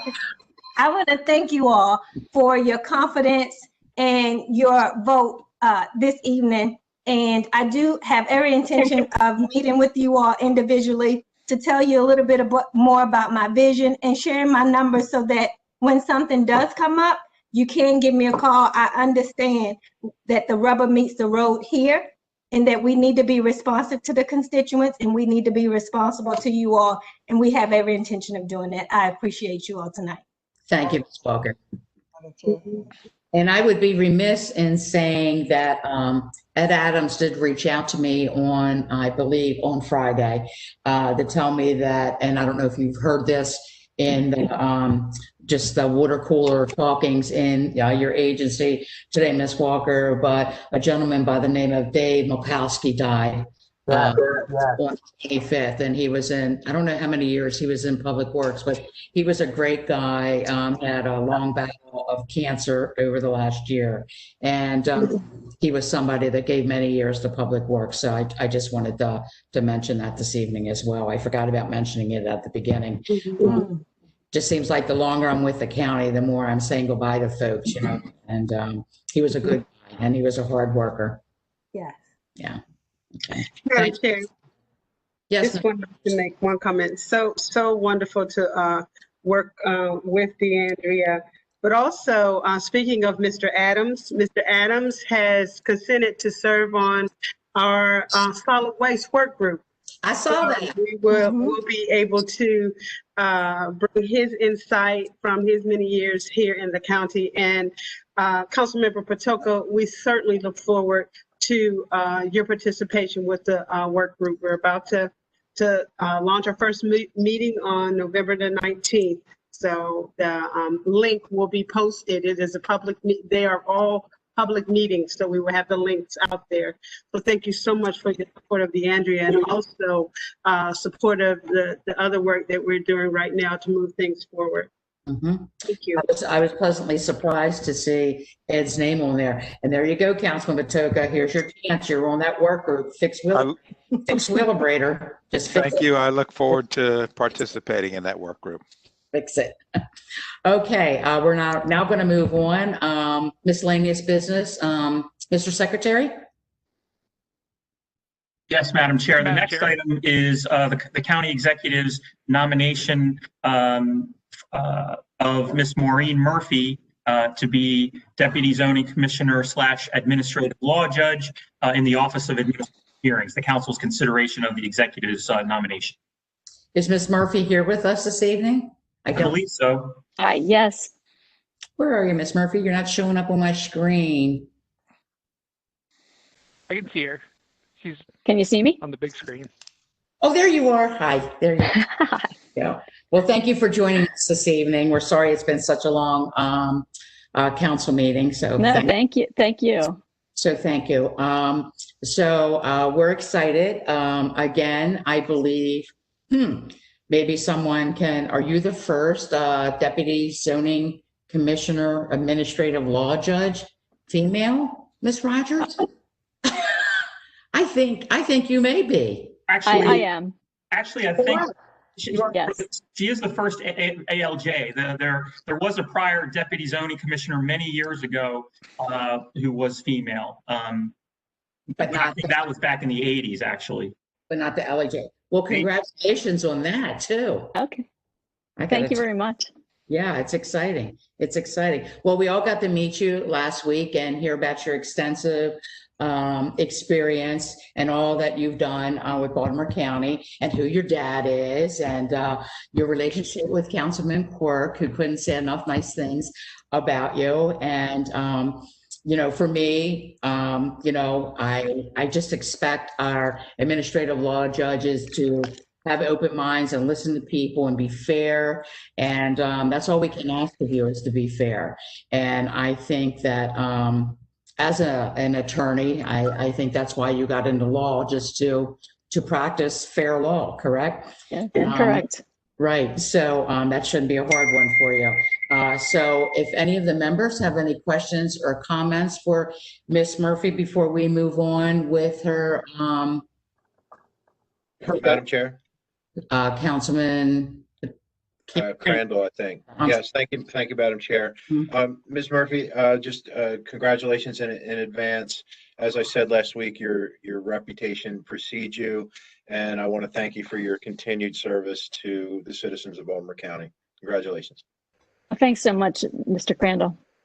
Thank you. Anyone else? Madam Chair. Councilman Quirk? Yeah, just very briefly. I mean, we did have a very good work session, and you know, I got to say, Ms. Marion Murphy is fantastic. She served on Board of Appeals for my district, and was really known to truly be one of the go-to people when there were tough issues, when there were detailed issues, when there were really issues that need a lot of legal expertise. So a very, very enthusiastically, without any reservation, move the appointment for Marion Murphy for this position. I'm happy to second that. Is there any other comments before we move on? Madam Chair. Councilman Matoka? Just want to congratulate Ms. Murphy on the confirmation tonight for administrative law judge. I think you'll do a great job, and look forward to seeing you to have a successful stint at ALJ. Not a stint, I hope it's long-term. So congratulations. Thank you so much. Madam Chair? Councilman Marks? Yes, I want to commend Ms. Murphy for her exemplary record on the Board of Appeals. Quick question. I know we traditionally had one ALJ who does code enforcement, kind of the human resources, personnel issues, and the other one who tends to do development. Do you have any idea which one you'll be doing, or maybe you're doing a mix of both? Has that been discussed yet? I understand it's going to be a mix of both. Okay. I've already heard development and zoning cases before the board virtually, so I'm familiar with the WebEx, and I can actually run a case, and I'm familiar with all those issues. But I think that I'm going to probably do a lot of the code enforcement work. There was some talk about dividing it up initially, and I'm fine with that as well, but I'm familiar with all of the code enforcement and employee retirement cases. Of course, we used to hear those at the board before they went to the ALJ's office. And so happy to do whatever they need me to do, which I think just right now is just to help with the backlog. Yep. Yeah. So the Board of Appeals is caught up. We don't have a backlog, but maybe because we haven't got any appeals. So happy to jump in and help out. Good. Well, best of luck. Oh, thanks so much. Thank you. Anyone else? Yes, Madam Chair. Yes, Councilman Jones. I too wanted to congratulate Ms. Murphy on the position, and we certainly enjoyed her conversation during the work session. And two, think she is extremely qualified, highly qualified, and I look forward to watching her do great things for us in her new position. Thank you so much. Thank you. Anyone else? Okay, we have a motion and we have a second. Mr. Secretary, please call the roll on the appointment of Ms. Murphy. Yes, Madam Chair. Mrs. Bevins? Aye. Mr. Marks? Aye. Mr. Cat? Yes. Mr. Patoka? Aye. Mr. Quirk? Aye. Mr. Crandall? Aye. Mr. Jones? Aye. Your appointment is confirmed. Congratulations. Thank you so much for your vote of confidence, and I am eager to jump in and get started. Absolutely. Okay. Take care. Thank you. Thank you. Mr. Secretary, next item, please. Next, Madam Chair, is Resolution 119-20. This is a resolution submitted at the request of the administration for the council to approve the continuation of the state of emergency pursuant to the initial executive order number 2020-002. Mr. Benjamin? Thank you. Good evening, Madam Chair, members of the council. Resolution 119-20 seeks approval for the continuation of a local state of emergency initially declared by the county executive on March 13th, 2020 in response to the COVID-19 pandemic. On March 16th, 2020, the county council authorized the continuation of the state of emergency with the approval of resolution 37-20. And the council has subsequently authorized continuation of the state of emergency with the approval of resolutions 47-20, 52-20, 71-20, 78-20, 90-20, and 102-20. Last, which is set to expire on November 6th. It is likely that the state of emergency will continue beyond November 6th. As such, the resolution seeks the continuation of the state of emergency for an additional 35 days beyond November 6, 2020, which would end December 11th, 2020, or when the county executive declares an end to the state of emergency, whichever occurs first. I would note that the state of emergency proclaimed by Governor Hogan on March 5th was most recently renewed on October 29th, 2020, which was last Thursday. So the state of emergency issued by Governor Hogan remains in effect. Thank you. Thank you. Are there any questions or comments from Mr. Benjamin? All right, hearing none, I'll move resolution 119-20. Is there a second? I'll second it. Second. Okay, Mr. Secretary, please call the roll on resolution 119-20.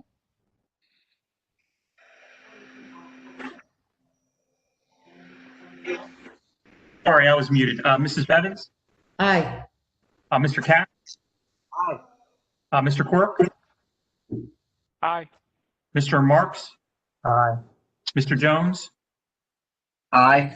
Mr. Crandall? No. Mr. Patoka? Aye.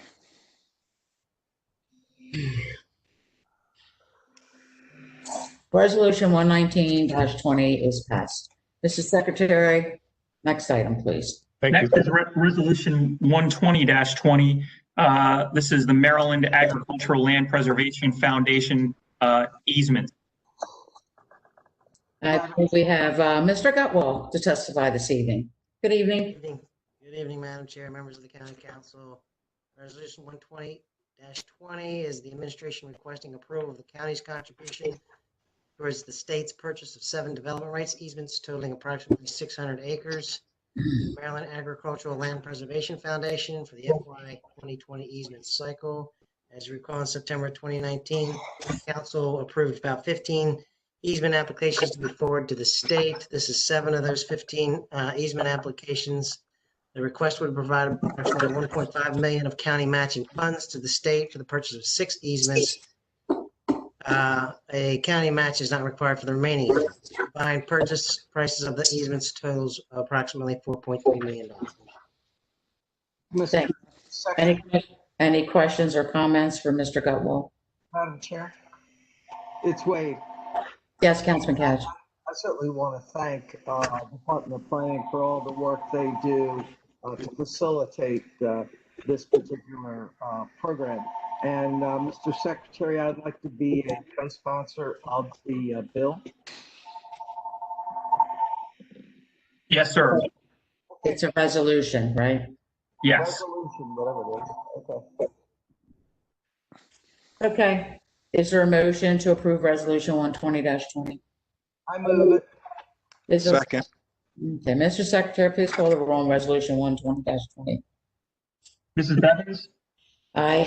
Mr. Hatch? Aye. Mr. Patoka? Aye. Mr. Jones? Aye. Mr. Crandall? Aye. Mr. Mark? Aye. Mr. Quirk? Aye. Resolution 120-20 is passed. Thank you, Mr. Benjamin. Mr. Secretary, next item, please. Next, Madam Chair, is resolution 121-20. This is a resolution to accept a gift of funds from the Maryland Department of Public Safety and Correctional Services for the Maryland 911. Well, we love gifts, don't we, Tammy Price? Yes, we do, Madam Chairman. Good evening, and council members. The 911 Center is requesting authorization to accept a donation up to $477,300 from the Maryland 911 Board This will be for reoccurring maintenance charges, equipment, software, and other software support for our primary and backup 911 centers. It'll be allotted in the following way: $438,750 for reoccurring maintenance charges, $30,261 for equipment, including headset splitters and telephone bottoms, $8,289 for software and software support. And these are, we'll be requesting reimbursement from the board or have them pay the vendors directly. Okay, thank you. Are there any questions or comments, Ms. Price? No? Is there a motion to move resolution 119-20? I'll move it. Are you asleep out there? Is there a second? I'll second. Okay, Mr. Secretary, please call the roll on resolution 119-20. Mrs. Bevan? Aye. Mr. Crandall? Aye. Mr. Quirk? Aye. Mr. Patoka? Aye. Mr. Katz? Mr. Jones? Aye. Mr. Marks? Aye. Resolution 119-20 is passed. Congratulations, Ms. Price. Thank you, council members. Good evening. Yeah, thanks for hanging out. Mr. Secretary, next item, please. Next is resolution 122-20. This is a resolution sponsored by council members Patoka and Marks to request that the Department of Planning review and update the Ruxton Riderwood Lake Roland area plan. Okay, would anybody like to, Councilman Marks or Patoka, you have any comments? Sure. I'd like to say something about this, Madam Chair. This is Councilman Patoka. So this is an update of the Ruxton Riderwood Lake Roland Area Improvement Association's community plan that was passed by this very council on February 26, 2011. And it's fitting that it's done now because the planning department is gearing up for Master Plan 2030 as they did Master Plan 2020 in 2011. And it's really interesting that on this day, we're reviewing this plan because I was looking at the date when it was approved, February 22nd, 2011, and it was your anniversary, and it was Councilman Marks's anniversary, Councilwoman Allman's anniversary, Councilman Quirk's anniversary, and Councilwoman Allman. And so I was wondering did I miss anyone? Did I get everybody? I think so. I was just wondering because this was passed by resolution 1911, which was sponsored by council members Allman and Marks. And so I was wondering who was rookie of the year because both Councilwoman Allman and Councilman Marks were only in office for 3 months. Yeah. So they were really trying to win that Rookie of the Year award. But who was it? Who was it? It wasn't me. It wasn't. But in any case, in all seriousness, this is requesting that the planning department update the plan and look forward to support by my fellow council members. Very good. Councilor Marks, you have anything to say? Yeah, I mentioned this at the work session. I got to help write the Perry Hall Community Plan before I was elected to the council. I testified on it before the planning board as a councilman elect, and I got to pass it as a new council member. You're right, Councilman, because that's one of the first things that we dealt with. Community plans are important. They provide like a good housekeeping seal of approval. When a neighborhood wants to get funding for projects, if it's in the community plan, it provides good standing for them. And I'm very happy to support this for the outstanding and beautiful communities in Ruxton and Riderwood. Okay, thank you. So is there a motion to move resolution 122-20? Motion. Is there a second? I'll second. Great. Mr. Secretary, please call the roll on resolution 122-20. Mrs. Bevan? Aye. Mr. Patoka? Aye. Mr. Marks? Aye. Mr. Jones? Aye. Mr. Crandall? Aye. Mr. Quirk, Aye. Mr. Catch. Aye. Resolution 122-20 is passed. Mr. Secretary, next item, please. Next, Madam Chair, is Resolution 123-20. This is a resolution sponsored by Councilman Quirk to authorize the partial property tax exemption or refund, I should say, to Mr. Samuel Zakari, who, as a blind person, is afforded a partial refund under state law. And I'll move it. Is there, I'll second. Mr. Secretary, please call the roll on Resolution 123-20. Mrs. Bevins? Georgie. Aye. Mr. Quirk? Aye. Mr. Patoka? Aye. Mr. Catch? Aye. Mr. Jones? Aye. Mr. Marks? Aye. Mr. Crandall? Aye. Resolution 122-20 is passed. Next item, please. 123, Madam Chair, I believe. I'm sorry, I was so distracted. I'm sorry. 123-20. Next is Resolution 124-20. This is a resolution to give public disclosure of a county employee's request for zoning relief pursuant to an administrative variance. This is a resolution sponsored by Councilman Catch. And again, authorizes the public to disclose, authorizes that the disclosure and that the request for administrative variance by Mr. Jeff Radcliffe is in the public interest. I'm sorry, what is that? Is that for a county employee? Yes, ma'am. Oh, okay, all right, thank you. Is there a motion? I'll move it. I'll second. Mr. Secretary, please call the roll on 124-20. Mrs. Bevins? Aye. Mr. Catch? Aye. Mr. Quirk? Aye. Mr. Crandall? Aye. Mr. Patoka? Aye. Mr. Marks? Aye. Mr. Jones? Aye. Resolution 124-20 is passed. Mr. Secretary, next item. Next is Resolution 125-20. This is a resolution sponsored by Councilwoman Bevins to authorize the property tax refund to Mr. Marvin Allen, who, as a disabled veteran, is entitled to a refund under state law. It's my honor to move it. Second. Mr. Secretary, please call the roll on Resolution 125-20. Mrs. Bevins? Aye. Mr. Catch? Aye. Mr. Jones? Aye. Mr. Marks? Aye. Mr. Crandall? Aye. Mr. Quirk? Aye. Mr. Patoka? Aye. Resolution 125-20 is passed. Mr. Secretary, next item, please. Next is Resolution 126-20. This is also sponsored by Councilwoman Bevins and is a resolution to authorize the property tax refund to Cornelia Felix Ramirez, who, as a disabled veteran, is entitled to a refund under state law. It's my honor to move it.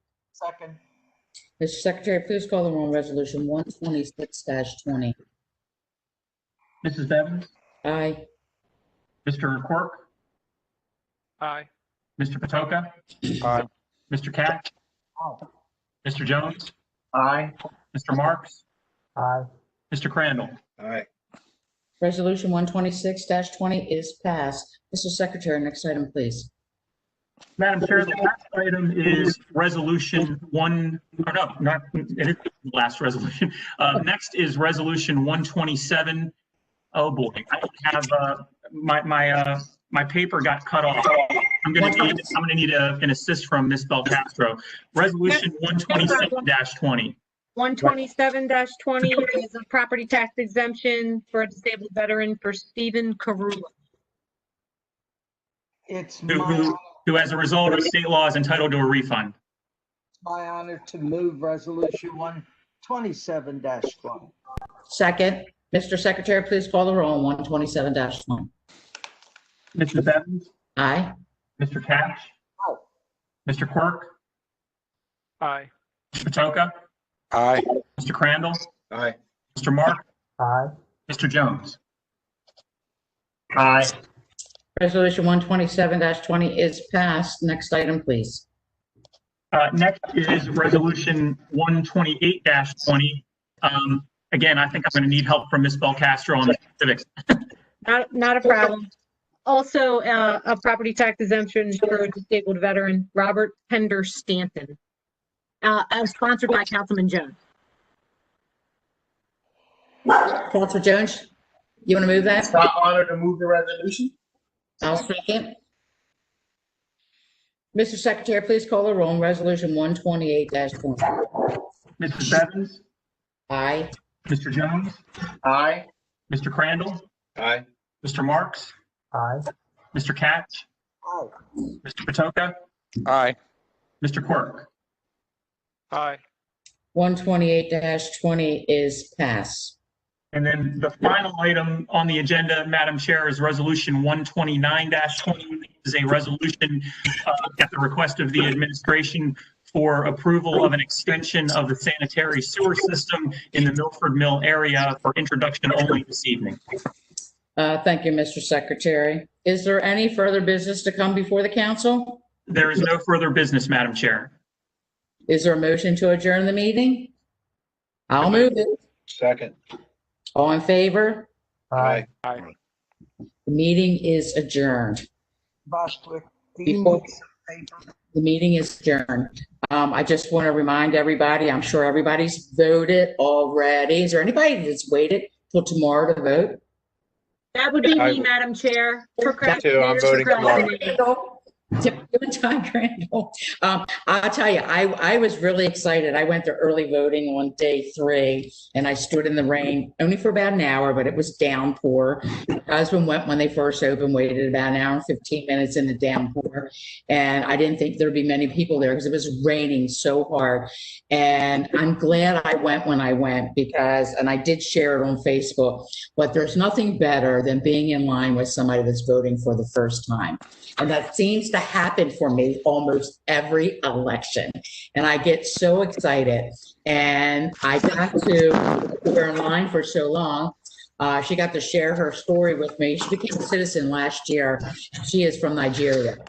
And she said this was one of the greatest honors of her life to be able to vote. I won't say who she was voting for, but it was just such an honor for her. And she said that's all she thought about when she was becoming a citizen was being able to vote for the President of the United States. And from her being from someplace that there's a lot of corruption with the elections, we take so much for granted.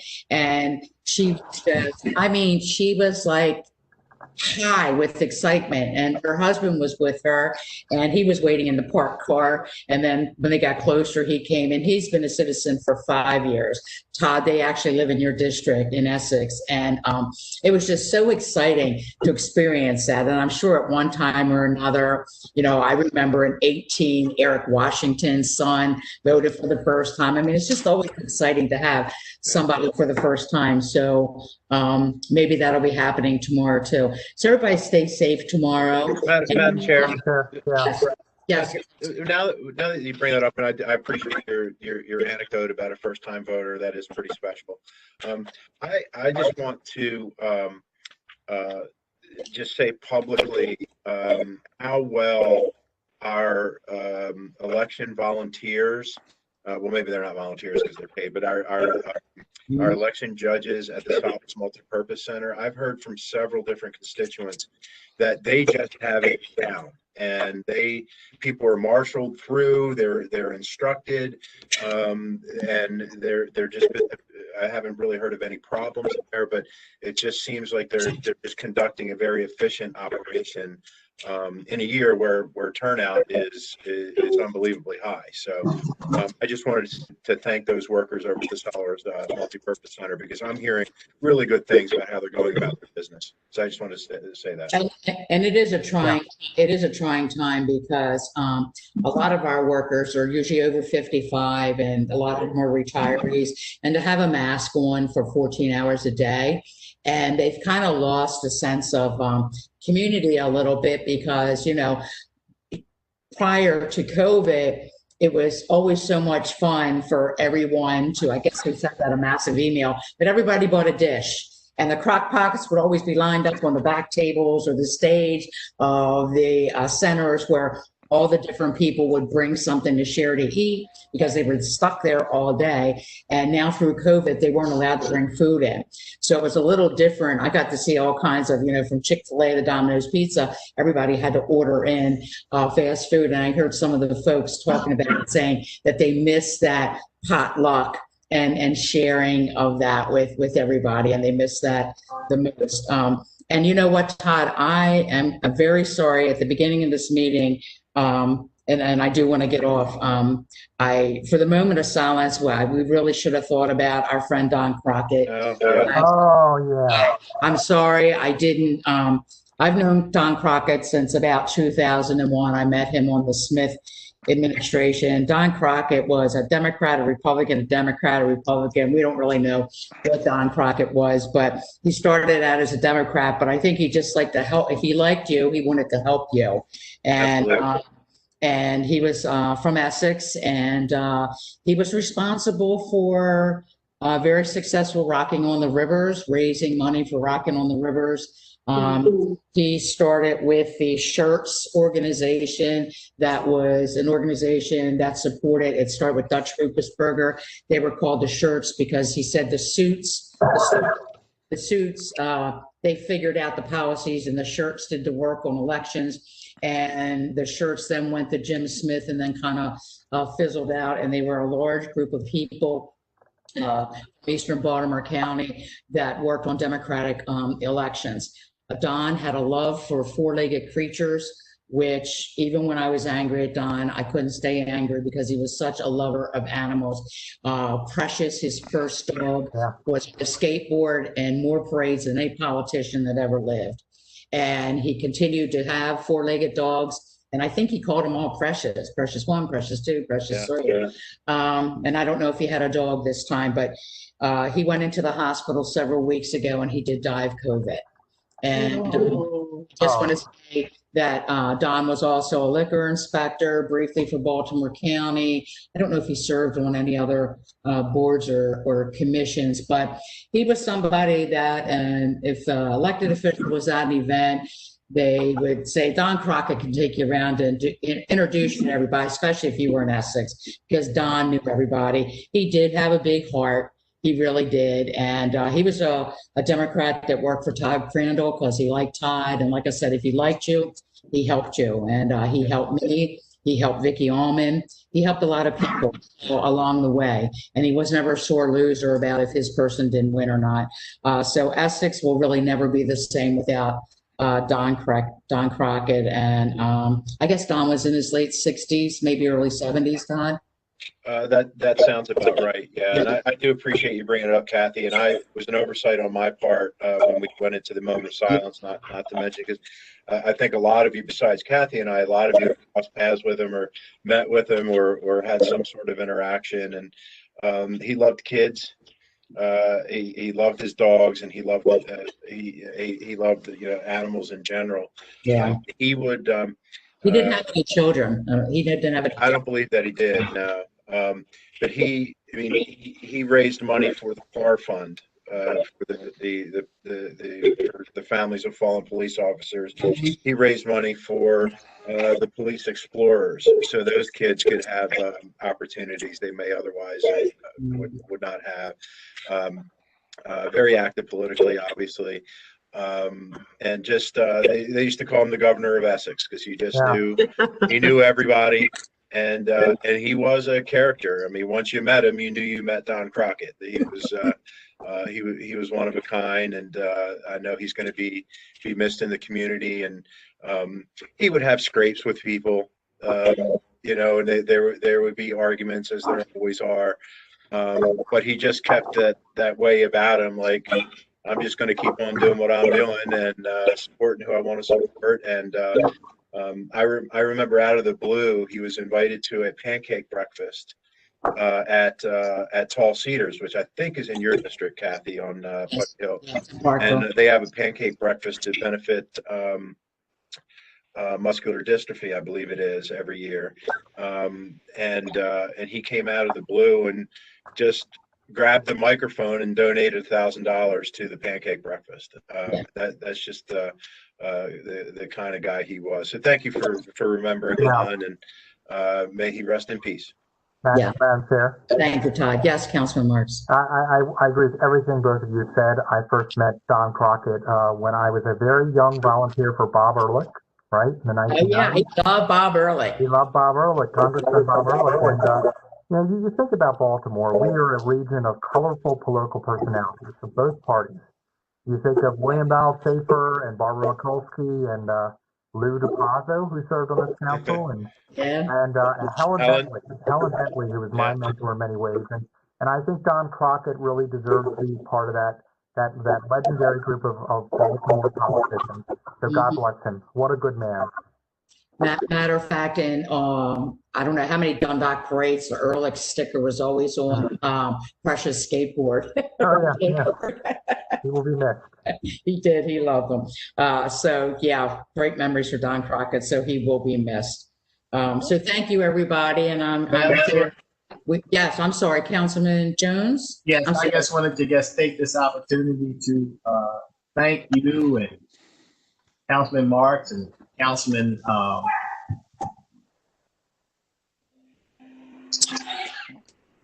Quirk.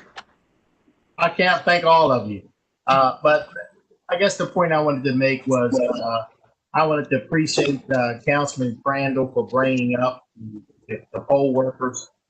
They are truly heroes. They are both volunteers as well as being paid, but they have taken on this task to make sure democracy is working here in our country, and it takes a certain amount of courage to do it, especially during this COVID-19 time.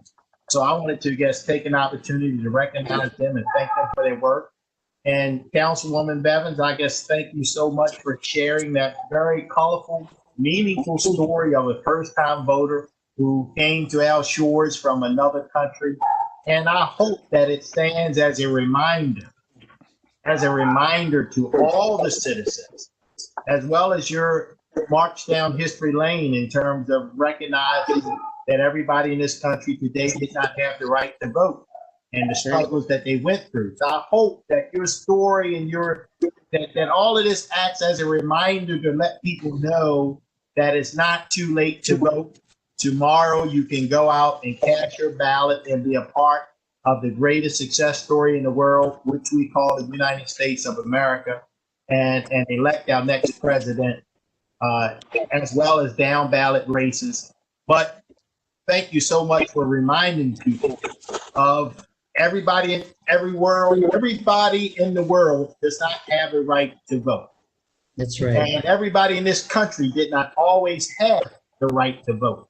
And these things came at tremendous struggles, and a lot of blood was shed for people to have those rights. So please take it serious, get out and exercise your rights. Thank you very much, Madam Chair. Yep. And you can even register tomorrow and still vote. Don't Hey, Madam Chair. Yeah. Yes, Councilman, who was that? Clerk? Izzy, it's Patoka. Just a quick comment to echo some of the things Councilman Jones and Crandall said on, and that you mentioned as well. I early voted, and it was a really easy experience. And I think the election judges, I hate to use a sports metaphor, but they're kind of like offensive linemen on a football game. You don't want your name called, because if your name gets called, you did something wrong. And so in Baltimore County, we haven't heard any calls. We haven't heard anyone's name called in terms of election judges or any kind of issues. So job well done. And we got one more day to all of our election judges and people that are working to allow every one of us to vote. Councilman Patoka, let's call one name. Katie Brown, who's been running now Baltimore. God bless her. God bless her. Agreed. Yep. We would definitely let her know. We talk to her on a regular basis. We would definitely let her know. God, I know you do. I know you do. I can't get through to her, but I know you can. Yeah, we've been working hand in hand. We've had over 250 general government staff help, as well as social ambassadors outside assisting individuals as well, because we want to give that support for social distancing. Yeah, yeah. Madam Chair. It really does take a village, doesn't it? Yeah. Madam Chair. Yes, Council. Let me also say, these are some very, very trying times. We've had record-breaking turnout, and like I said, if you didn't vote, it's not too late. Right. Find someone to vote if you did vote. But also, let me just say that Katie Brown done a great job, but also Stacy Rogers. You have been actively engaged and involved in providing the resources and the troubleshooting processes that's needed to make this process great. So I thank you very much, Ms. Rogers. Thank you. Thank you, sir. It's our pleasure. Yeah. So everybody, good luck tomorrow. Let the best person win. And glad when it's over. I'm really going to actually have